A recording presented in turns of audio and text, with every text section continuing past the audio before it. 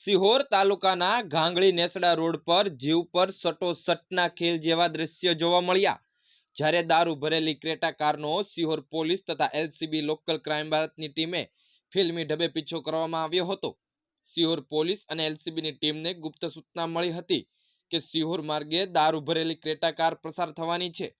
પોલીસના પેટ્રોલિંગ દરમિયાન Creta car આવતા જ પોલીસે તેને રોકવાનો પ્રયત્ન કર્યો, પરંતુ ચાલકે ગાડીની સ્પીડ વધારી હાઈવે પર રોમાંચક રીતે ફરાર થવાનો પ્રયત્ન કર્યો હતો।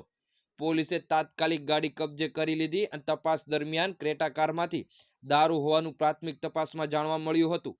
Bureau report, Sihor.